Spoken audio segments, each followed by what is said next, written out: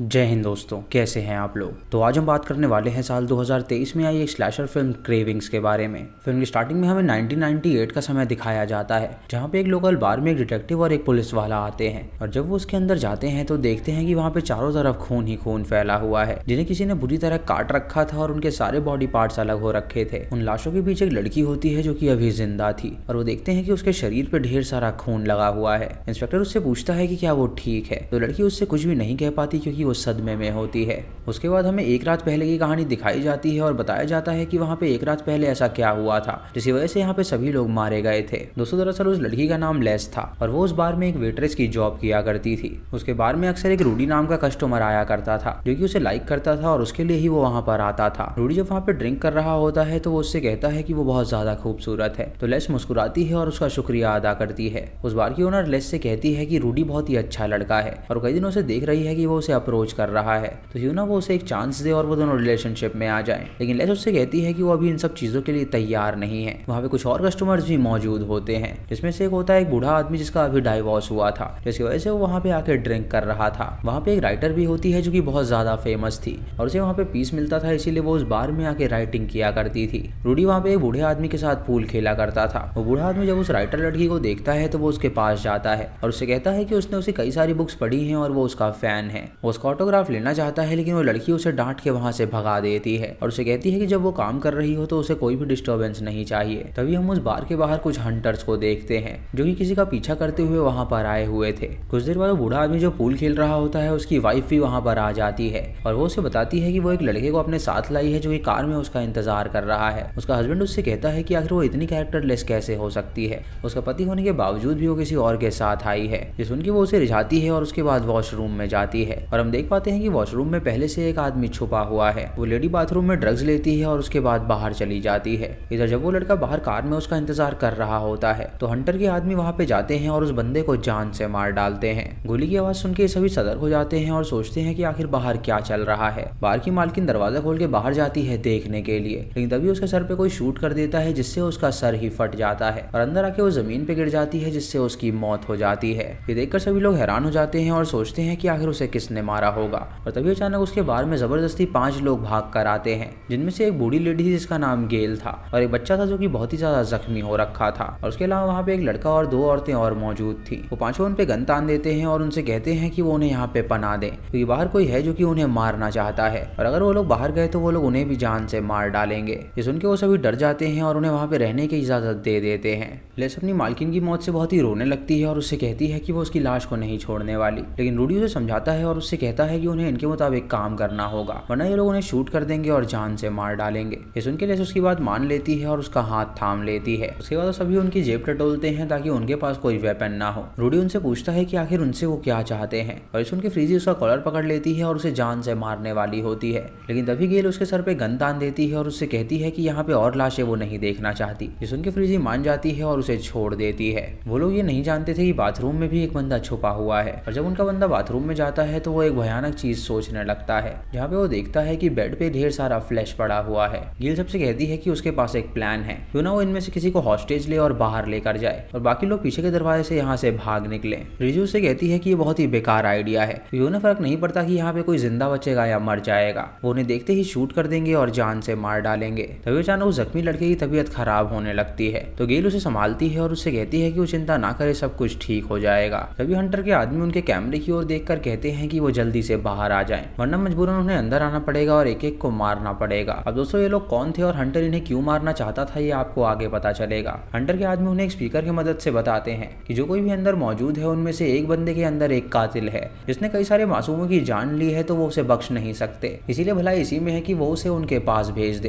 ताकि वो उन्हें जान से मार सके। ये बात सुन के वो लड़का काफी ज्यादा घबरा जाता है और गेल सबसे कहती है कि वो लोग उनकी बातों पे विश्वास ना करें, कि वो सब झूठ बोल रहे हैं अंदर आने के लिए। तभी गेल याद करती है कि 1982 में वो एक प्रोस्टिट्यूट हुआ करती थी, जहाँ उसके सामने एक पुलिस वाले ने एक क्रिमिनल को जान से मार डाला था, लेकिन वो जो पुलिस वाला था वो बहुत ही ज्यादा करप्ट था और उसकी बीवी और वो मिलकर ड्रग डीलिंग किया करते थे। एक दिन उनके पास जब एक बंदा आया ड्रग्स खरीदने के लिए तो उसने उसकी बीवी को शूट करके मार डाला, लेकिन जब वो पुलिस वाला उसे मारने के लिए आगे बढ़ा तो पीछे से गेल आ गई जिसने उसके सर पे वार कर दिया और उसे जान से मार डाला। ये देखकर उस ब्लैक आदमी ने गेल से कहा कि उसने उसकी मदद क्यों करी, तो गेल ने उससे कहा कि ये पुलिस वाला बहुत ही गंदा इंसान था। ये सुनकर उस बंदे ने उससे कहा कि अगर वो चाहे तो वो उसके साथ रह सकती है और उसके काम में उसका हाथ बटा सकती है। और गेल राजी हो गई और तब से ही वो दोनों एक साथ रहने लगे थे। गेल जब उसके घर गई तो वहाँ पे उसे एक छोटा बच्चा मिला था जो कि उसका बेटा था और वो उसे हमेशा लॉक करके ही रखता था। इस कहानी से हम जान पाते हैं कि वो छोटा लड़का था वो अब बड़ा हो गया था और उसका नाम विल था और गेल तब से ही उसका ख्याल रखती आई थी। उनके बीच जो जख्मी लड़का था वही विल था जो कि रोने लगता है और गेल से कहता है कि शायद वो जिंदा नहीं बचेगा। गेल उससे कहती है कि वो उसे हरगिज नहीं मरने देगी। तभी फ्रीजी उठती है और रूडी को एक मुक्का मारती है और गेल उसे रोकती है और उससे पूछती है कि आखिर वो ये सब क्यों कर रही है। उसे कहती है कि अब वो बूढ़ी हो गई है तो अगली लीडर वही बनने वाली है, तो उसके मन में जो भी आएगा वो करेगी। तभी वो बंदा बीच में आ जाता है और उन दोनों की लड़ाई छुड़वाता है। फिर हमें पास्ट की कहानी दिखाई जाती है जहाँ गेल ने वादा किया था उस बंदे से कि वो उस बच्चे का ख्याल रखेगी और उस बंदे के जाने के बाद उसने उस बच्चे का ख्याल रखा भी था। उस बंदे ने वहाँ पे इन लोगों की टीम भी बनाई थी और गेल से कहा था कि ये सभी उनके टीम के मेंबर्स रहेंगे और उन सबका काम होगा उस बच्चे की हिफाजत करना। तभी विल की तबीयत बहुत ज्यादा खराब होने लगती है और गेल उसे दारू पिलाती है जिससे कि उसकी मदद हो सके। लेस वहाँ पे आगे उससे पूछती है कि क्या वो उनकी कोई मदद कर सकती है, तो गेल उससे कहती है कि वो बस खड़ी हो जाए, उन्हें कोई मदद की जरूरत नहीं है। फिर हमें हंटर की कहानी दिखाई जाती है कि आखिर वो उन लोगों के पीछे इतना क्यों पड़ा हुआ था। दरअसल हंटर की एक बीवी थी जो कि ब्लैक थी और विल किसी और का नहीं बल्कि उस ब्लैक वुमन और हंटर का बेटा था। हंटर बहुत ही शराबी था जिसकी वजह से उसकी बीवी ने उसे घर से बाहर निकाल दिया था और जब भी हंटर उससे मिलने के लिए आता था तो वो उसे गाली गलौज करता था जिससे कि विल उससे नफरत करने लगा था। इसीलिए वो उसे अपने पिता से दूर ही रखा करती थी। फ्रीजी उस बंदे से कहती है कि क्यों ना वो विल को जान से मार डाले, कि वो अभी बहुत ही दर्द में है और क्यों ना उसे मुक्त कर दिया जाए। वो बंदा उससे कहता है कि वो पागलों की तरह बात ना करे, तो फ्रीजी चिढ़ जाती है और वो उसे गाली देने लगती है। लेकिन तभी वो बंदा अपनी गन निकालता है और उसे शूट करने के लिए जाता है, लेकिन उसकी गन नहीं चलती जिसकी वजह से फ्रीजी की जान बच जाती है। ये देखकर फ्रीजी की जो गर्लफ्रेंड होती है उसे बहुत ही गुस्सा आ जाता है और हमें पास की कहानी दिखाई जाती है और बताया जाता है कि फ्रीजी और उसकी गर्लफ्रेंड मैडली लव करते हैं और वो दोनों एक दूसरे के लिए कुछ भी करने को तैयार थी। वो एशियन लड़की ने उसे एक बार बताया था कि जब वो छोटी थी तो उसे एक बिल्ली पालने का मन कर रहा था, लेकिन उसके पेरेंट्स ने उससे कह रखा था कि बिल्ली घर में नहीं आनी चाहिए। लेकिन जब उसके पेरेंट्स बाहर गए थे तो वो बिल्ली को ले आई थी, लेकिन जब वो वापस जाने वाले थे तो वो बिल्ली जाने का नाम नहीं ले रही थी, जिसकी वजह से उसने बिल्ली को जान से मार डाला था। फिर कहानी प्रेजेंट में आती है जहाँ पे उस बूढ़े आदमी की बीवी वॉशरूम में जाती है और फ्रीजी उसके साथ होती है तो वो उसे भड़काने की कोशिश करती है और उसे कहती है कि वो बूढ़ी लेडी की नौकर है, तभी वो उसकी बात मानती है। ये सुनकर फ्रीजी उसे मुक्का मारती है और उसके मुंह से खून आने लगता है। फिर हमें पास्ट की कहानी दिखाई जाती है जहाँ हंटर जब एक दिन अपनी बीवी से मिलने के लिए जा रहा था तो उसने देखा था कि किसी क्रीचर ने उसकी बीवी को बुरी तरह काट रखा है जिससे उसकी बीवी की मौत हो चुकी थी और तब से ही वो इन्वेस्टिगेशन में लग गया था कि आखिर ये किसने किया है। वहीं पे वो ब्लैक बंदा भी आया था जो कि उसकी बीवी का दूसरा पति था और उसकी लाश देखकर उसे भी बहुत ही ज्यादा सदमा लगा था। हंटर ने उससे पूछा था कि आखिर ये किसका काम है। उसने उसे बताया था कि ये उसके बेटे का काम है, लेकिन वो उसे कुछ भी हानि नहीं पहुंचाने दे सकता। तब से ही हंटर ने फैसला कर लिया कि वो अपने बेटे को जान से मार डालेगा और वो ब्लैक बंदा उसे हमेशा बचाने की ही कोशिश करता था। लेकिन उसके मरने के बाद अब हंटर को मौका मिल गया था अपने बेटे को जान से मारने का, इसीलिए वो उनका पीछा कर रहा था और गेल उस लड़के की रखवाली कर रही थी। फिर कहानी प्रेजेंट में आती है जहाँ उस बंदे की बीवी गेल के पास जाती है और उसे कहती है कि फ्रीजी उससे कह रही थी कि वो अब बहुत ही बुढ़िया हो गई है और वो उसे जान से मार डालेगी ताकि वो उसकी जगह पर बैठ सके।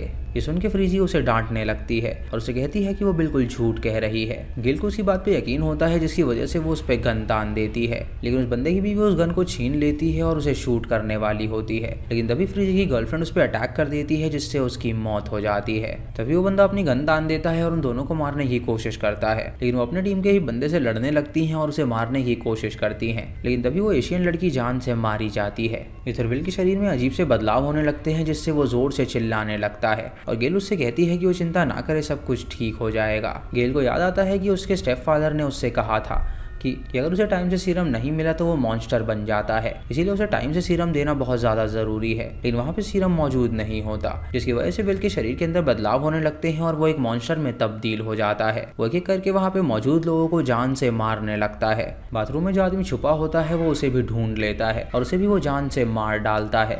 लेस टेबल के नीचे छुपी होती है और जब वो उसे पकड़ने के लिए जाता है तो लेस बड़ी चालाकी से उसे स्टैब कर देती है जिससे वो वहीं पे मर जाता है। जब लेस उसकी लाश देखती है तो वो उसे अपने असली रूप में देख पाती है। लेकिन तभी अचानक लेस को भी अजीब सा फील होने लगता है। कुछ देर बाद हंटर और उसके आदमी जब अंदर आते हैं तो देखते हैं कि विल तो मारा गया है, लेकिन लेस अब क्रीचर में तब्दील हो गई है क्योंकि उस क्रीचर ने उसे काट खाया था। तभी लेस उन सबको जान से मार डालती है और उसके बाद वो उन सबका मांस खाने लगती है और पुलिस के आने से पहले वो इंसानी फॉर्म में आ जाती है। तभी पुलिस को वो इंसानी रूप में मिली थी। दोस्तों इसी के साथ ये मूवी यहीं पर खत्म हो जाती है। तो दोस्तों ये थी इस फिल्म की कहानी। आपको ये कहानी कैसी लगी आप हमें कमेंट सेक्शन में जरूर बताइएगा। चैनल पे नए हैं तो इसे सब्सक्राइब करें और बेल आइकन दबाएं नोटिफिकेशंस के लिए। और दोस्तों वीडियो को लाइक और शेयर करना बिल्कुल मत भूलिएगा। तो मैं मिलता हूँ आपको अगली वीडियो में, तब तक के लिए जय हिंद।